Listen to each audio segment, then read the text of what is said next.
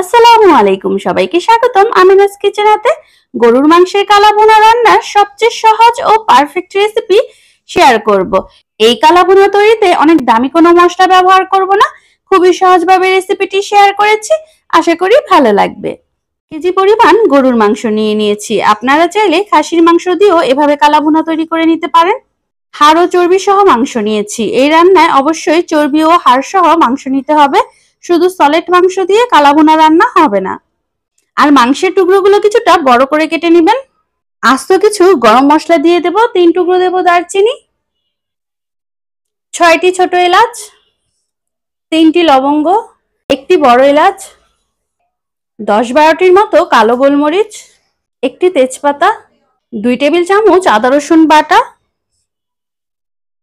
1 চা চামচ হলুদ গুঁড়ো, 2 চা চামচ পরিমাণ দেব লাল মরিচের গুঁড়ো। আপনারা আপনাদের টেস্ট অনুযায়ী ঝালের পরিমাণ কমিয়ে বাড়িয়ে নিতে পারেন। 1 চা চামচ পরিমাণ ধনিয়ার গুঁড়ো, 1 চা চামচ পরিমাণ জিরার গুঁড়ো, 1 চা চামচ পরিমাণ দেব রাঁধুনির গুঁড়ো। রাঁধুনি একটি মশলা, যে কোনো মুদি দোকানে পেয়ে যাবেন। কালা ভুনা রান্নায় অবশ্যই রাঁধুনি গুঁড়া ব্যবহার করতে হবে। 1/2 চা চামচ পরিমাণ গরম মশলার গুঁড়ো, 1/4 চা চামচ পরিমাণ জয়ফল ও জয়ত্রীর গুঁড়ো, 1/2 কাপ পরিমাণ দিয়ে দিচ্ছি পেঁয়াজ বেরেস্তা। অবশ্যই পেঁয়াজ বেরেস্তা দিতে হবে। 1/2 কাপ পরিমাণ দিচ্ছি পেঁয়াজ কুচি, স্বাদ মতো কিছুটা লবণ, 1/2 কাপ পরিমাণ দিয়ে দিচ্ছি রান্নার তেল। পেঁয়াজ বেরেস্তা ভেজেছিলাম, সেই তেলটাই ব্যবহার করেছি। এখন হাত দিয়ে খুব ভালোভাবে সবকিছু ভালো মতো মেখে নিতে হবে।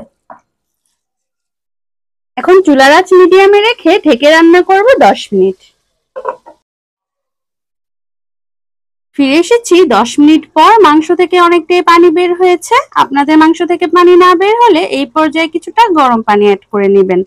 একবারে অনেকগুলো পানি দেওয়া যাবে না, 1/2 কাপ গরম পানি অ্যাড করে নেবেন।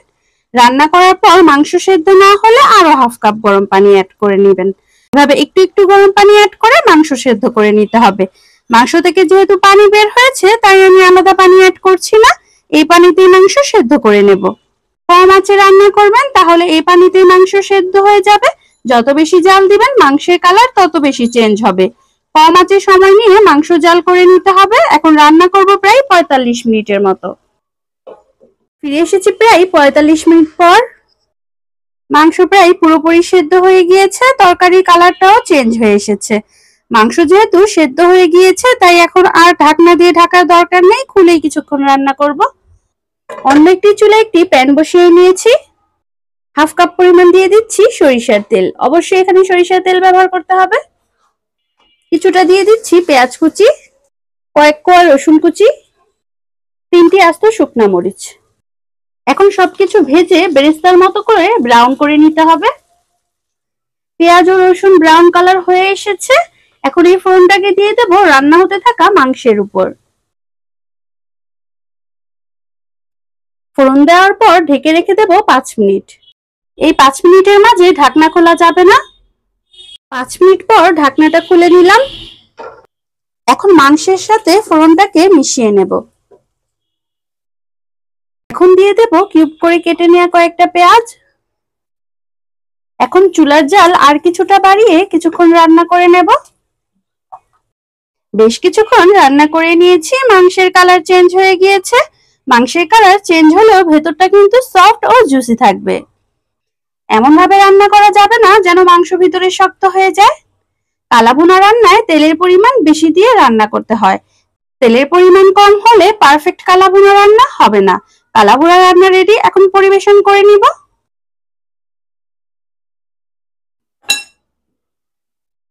এখনো আমার ইউটিউব চ্যানেলটি সাবস্ক্রাইব করেননি, প্লিজ সাপোর্ট করবেন ও ফেসবুক থেকে ভিডিওটি দেখলে ফলো করে সঙ্গেই থাকবেন। সবাই সুস্থ থাকবেন, ভালো থাকবেন। আসসালামু আলাইকুম, আল্লাহ হাফেজ।